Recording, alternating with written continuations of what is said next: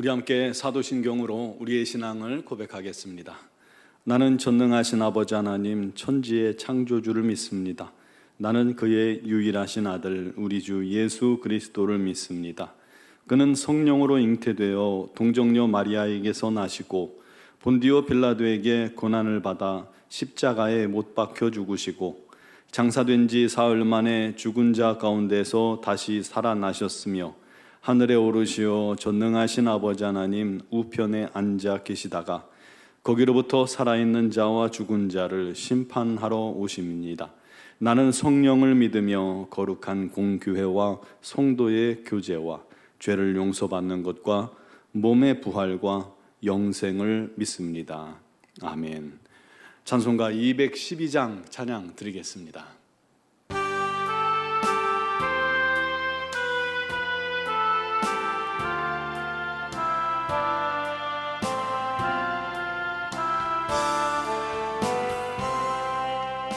겸손히 주를 섬길 때 괴로운 일이 많으나 구주여 내게 힘주사 잘 감당하게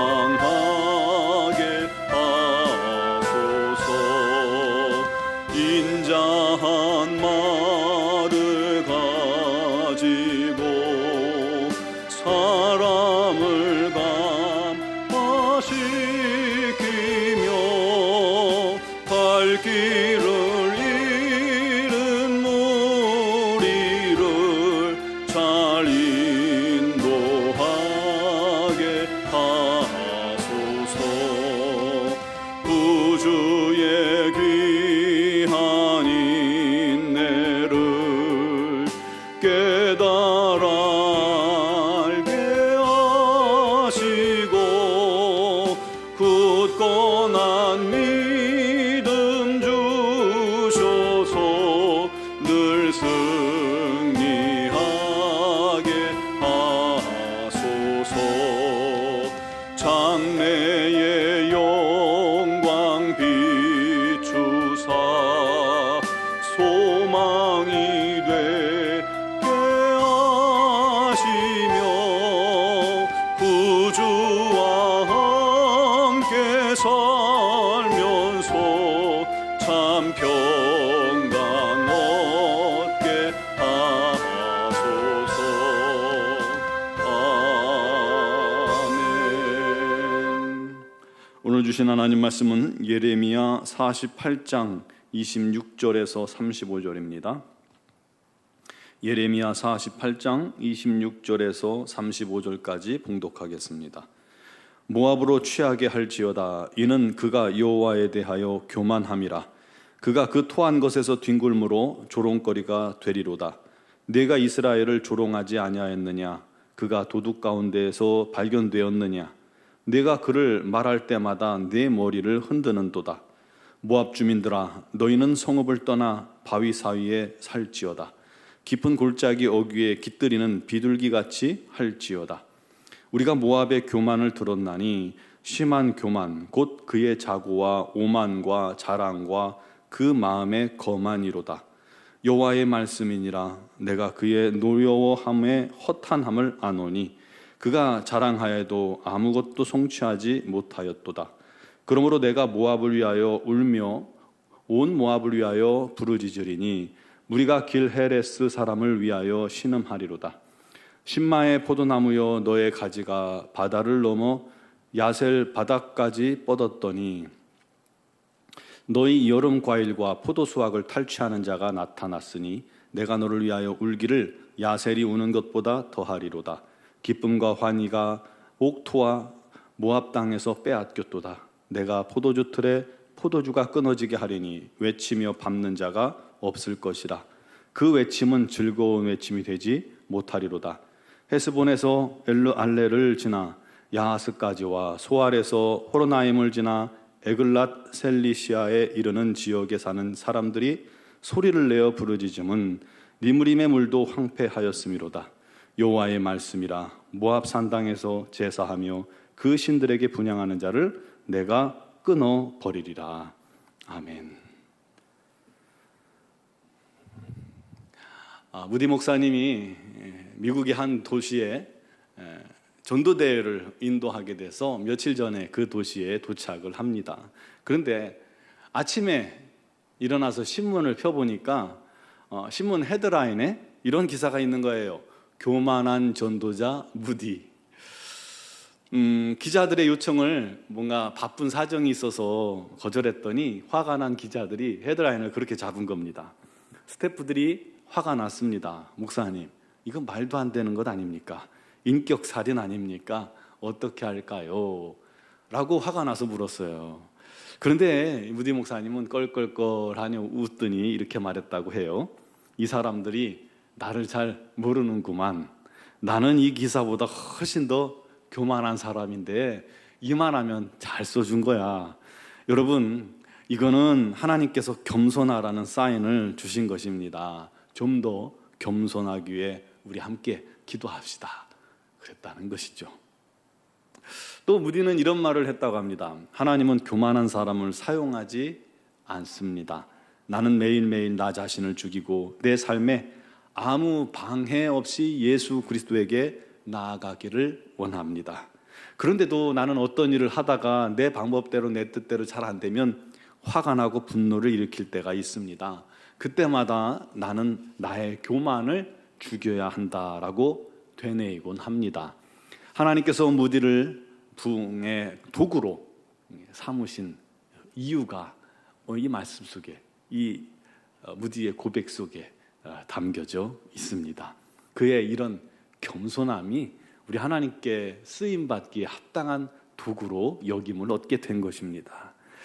그러나 잠언 16장 18절에 교만은 패망의 선봉이요 거만한 마음은 넘어짐의 앞잡이라 라고 말씀했습니다. 오늘 본문은 모압에 대한 하나님의 심판의 말씀입니다. 모압이 심판당한 원인이 뭘까요? 첫 번째로 그들의 교만 때문입니다. 26절에 보니까 모압으로 취하게 할지어다 이는 그가 여호와에 대하여 교만함이라 그가 그 토한 것에서 뒹굴므로 조롱거리가 되리로다. 하나님 앞에서 교만했었어요. 그게 이 모압에 대한 멸망의 심판의 이유입니다. 두 번째는 이스라엘을 조롱했기 때문입니다. 모압이란 말의 히브리어 말이 아버지의 소생이라는 뜻이에요. 원래 모압은 아브라함의 조카 롯의 자손들입니다. 결국 모압과 이스라엘은 혈연이에요. 그런데 이스라엘이 가나안으로 출애굽해서 가나안으로 갈 때 모압 땅을 좀 지나가게 해주자. 큰 길로만 가고 아무것도 안 건드릴게. 만약에 건들면 돈 낼게. 그랬는데 모압이 그들을 거절하죠. 게다가 발람에게 사주해서 이스라엘을 저주하라고 이 모압 왕이 그랬잖아요. 결국 실패하고 말았죠. 또 바벨론에게 유다가 침략을 당할 때 그리고 포로로 잡혀갈 때 모압은 공공연하게 그 모습을 보면서 조롱하면서 즐거워했어요. 이웃이 잘 되는 건 배 아프고 잘못되는 건 기뻐한 거예요. 그런 교만한 모습이 하나님 보시기에 악했다는 것입니다. 무엇보다도 29절에 모압의 교만을 이렇게 기록합니다. 우리가 모압의 교만을 들었나니 심한 교만. 얼마나 교만이 심했으면 심한 교만. 곧 그의 자고와 오만과 자랑과 마음의 거만이로다.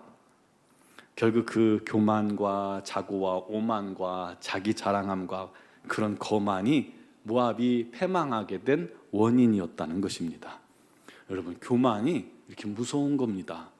하나님께서는 모압 사람들이 성읍을 떠나서 바위 틈과 굴 속에 거하는 비둘기처럼 그렇게 바위 밑에 들어가 숨어 살 거라는 것입니다. 그들이 자랑하며 큰 소리친 그 모든 것들이 다 허황된 것들이 되고 아무것도 성취되지 않을 거다라고 말씀합니다. 포도를 수확해도요, 그 지역이 워낙 포도 농사가 유명하니까 포도를 수확해도 원수들에 의해서 다 탈취당해서 수확의 기쁨과 또 환희를 다 빼앗겨 버린다는 것이죠. 그들을 지켜주던 신들도 파괴되어서 섬기는 자가 하나도 없게 될 것이다 말씀합니다. 이것이 교만한 모압에 대한, 하나님의 백성을 조롱하고 또 비웃은 모압에 대한 하나님의 심판이었던 겁니다. 여러분, 우리가 가장 성도들이 경계해야 할 마음이 바로 이 교만입니다. 교만은 그 어떤 죄보다 하나님 보시기에 악한 것입니다. 교만한 사람은 자기 장점을 먼저 생각하고 자기를 자랑합니다. 또 하지 말라는 계명을 지켰다고 자기는 죄인이 아니다, 의인이다 라고 스스로가 판단하고 생각합니다. 교만한 사람은 언제나 자기가 주인 되어서 하나님 자리에 앉아 있죠. 자기가 중심입니다. 다른 사람은 항상 내 주변에 조연이 되겠죠.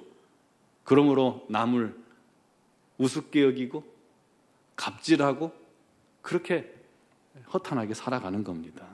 또 뭔가 잘못된 것이 있으면요, 내가 문제가 아니라 다 남 탓이에요. 남 탓이에요. 내가 중앙에 있기 때문입니다. 교만한 자는 자기가 섬김과 대접을 받아야 마땅하다라고 여기고, 그것을 사람들이 채워주지 못할 때 분노하고 또 그 분노를 표출합니다. 결정적으로 교만한 사람은 언제나 하나님 자리에 자기가 떡하니 앉아서 자기 뜻대로 모든 것을 결정하고 행하려 합니다. 그들은 철옹성 같은 자기만의 성을 구축하고 재물도 축적하고 영원히 높은 곳에서 사람들을 내려다볼 것이다 라고 착각하고 있겠지만, 하나님께서는 그들을 그렇게 놔두지 않으십니다. 우리 하나님께서 한 번만 흔들어 놓으시면 아무것도 남지 않는다는 것을 그들은 전혀 생각지 못하는 것입니다. 그러므로 우리 성도들은 오늘 말씀 속에서 교훈을 얻어야 합니다. 우리는 겸손해야 합니다. 교만을 버려야 합니다. 내가 하나님 앞에서 분토만토 못한 죄인임을 항상 고백하고 시인해야 합니다. 항상 자신의 부족함과 어리석음을 고백하고 나보다 남을 낮게 여기고 이웃을 섬기는 자가 되어야 합니다.